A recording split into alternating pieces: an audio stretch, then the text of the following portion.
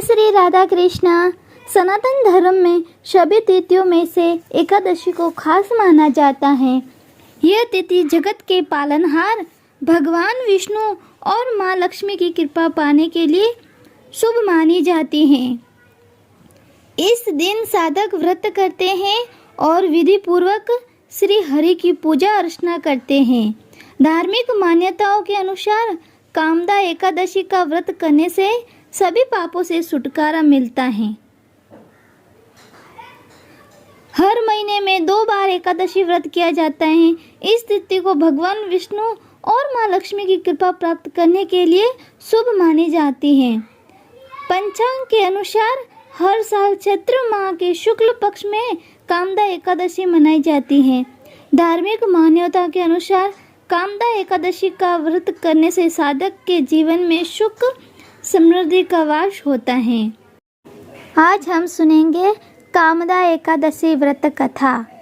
श्री कृष्ण के प्रिय सखा अर्जुन ने कहा, हे कमल नयन, मैं आपको कोटि कोटि नमन करता हूँ। हे जगदीश्वर, मैं आपसे प्रार्थना करता हूँ कि आप कृपा करके चैत्र माह के शुक्ल पक्ष की एकादशी कथा का वर्णन सुनाइए। इस एकादशी का क्या नाम है? इस व्रत को पहले किसने किया था? इसके करने से किस फल की प्राप्ति होती है? श्री कृष्ण ने कहा, हे अर्जुन, एक बार यही प्रश्न राजा दिलीप ने गुरु वशिष्ठ से किया था। वह वृत्तांत मैं तुम्हें सुनाता हूँ। राजा दिलीप ने गुरु वशिष्ठ से पूछा था, हे गुरुदेव, चैत्र माह के शुक्ल पक्ष की एकादशी का क्या नाम है? उसमें किस देवता का पूजन होता है तथा उसका क्या विधान है? वह आप कृपा पूर्वक बताइए। मुनि वशिष्ठ ने कहा, हे राजन, चैत्र माह के शुक्ल पक्ष की एकादशी का नाम कामदा एकादशी है। ये समस्त पापों को नष्ट करने वाली है। जैसे अग्नि काष्ठ को जलाकर राख कर देती है, वैसे ही कामदा एकादशी के पुण्य के प्रभाव से समस्त पाप नष्ट हो जाते हैं तथा तेजस्वी पुत्र की प्राप्ति होती है। इसके उपवास से मनुष्य निकृष्ट योनि से मुक्त हो जाता है और अनंत उसे स्वर्ग की प्राप्ति होती है। अब मैं इस एकादशी का महत्म्य सुनाता हूँ। ध्यान पूर्वक श्रवण करो। प्राचीन समय में भागीपुर नामक एक नगर था, जिस पर पुंडरीक नाम का राजा राज्य करता था। राजा पुंडरीक अनेक ऐश्वर्यों से युक्त था। उसके राज्य में अनेक अप्सराएं, गंधर्व, किन्नर आदि वास करते थे। उसी नगर में ललित एवं ललिता नाम के गहन विद्या में पारंगत गंधर्व स्त्री पुरुष अति संपन्न घर में निवास करते हुए विहार किया करते थे। उन दोनों में इतना प्रेम था कि वे अलग हो जाने की कल्पना मात्र से ही व्यतीत हो उठते थे। एक बार राजा पुंडरीक गंधर्वों सहित सभा में विराजमान थे। वह गंधर्वों के साथ ललित भी गायन कर रहा था। उस समय उसकी प्रियतमा ललिता वहाँ उपस्थित नहीं थी। गायन करते करते अचानक उसे ललिता का स्मरण हो उठा, जिसके कारण वह अशुद्ध गायन करने लगा। नागराज कर्कोटक ने राजा पुंडरीक से उसकी शिकायत की।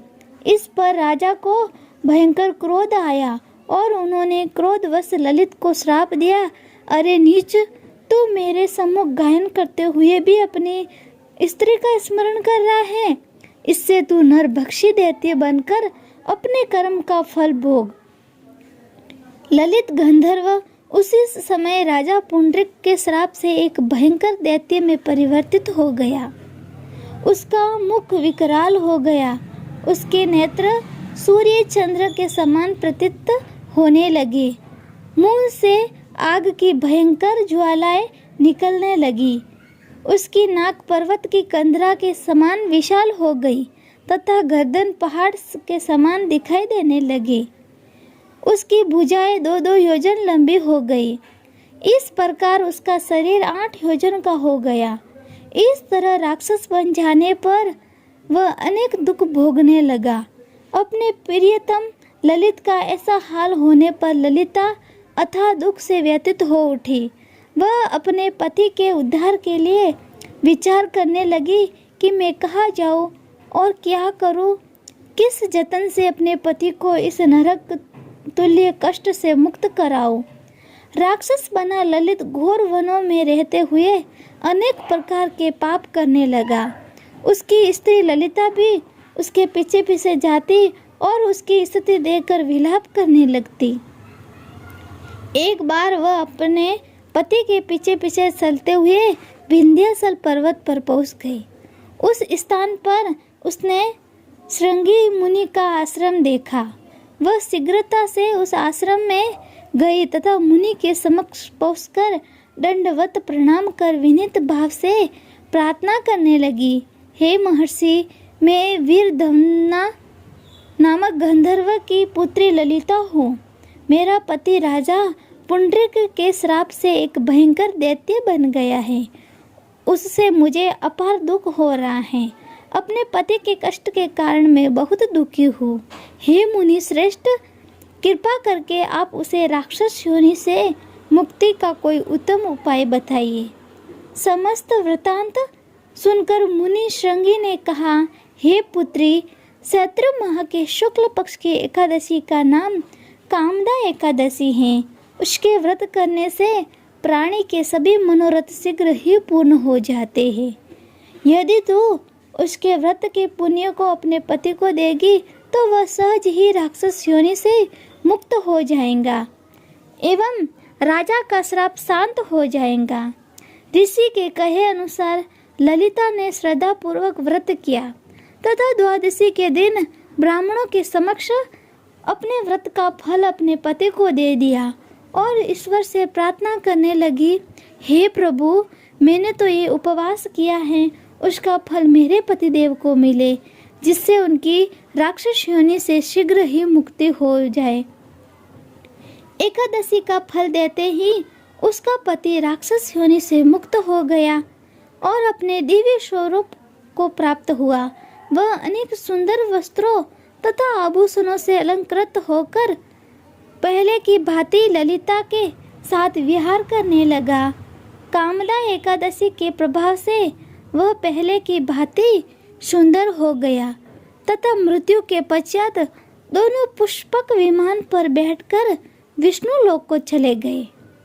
हे अर्जुन, इस उपवास को विधान पूर्वक करने से सभी पाप नष्ट हो जाते हैं। इस व्रत के पुण्य से मनुष्य ब्रह्म हत्यादि के पाप तथा राक्षस आदि योनि से मुक्त हो जाते हैं। संसार में इससे उत्तम दूसरा कोई व्रत नहीं है। इसकी कथा एवं महात्म्य का श्रवण व पठन से अनंत फलों की प्राप्ति होती है। प्राणी अपने सुखों का चिंतन करे, ये बुरा नहीं है, किंतु समय असमय ऐसा चिंतन प्राणी को उसके दायित्व से विमुक्त कर देता है, जिससे उसे भयंकर कष्ट भोगने पड़ते हैं। गंधर्व ललित ने भी राक्षस होकर निंदित कर्म किए थे तथा कष्ट भोगे, परंतु भगवान श्री हरि की अनुकंपा का कोई अंत नहीं है। बोलो भगवान लक्ष्मी नारायण की जय हो। तो हमारी कामदा एकादशी की कथा समाप्त हो गई।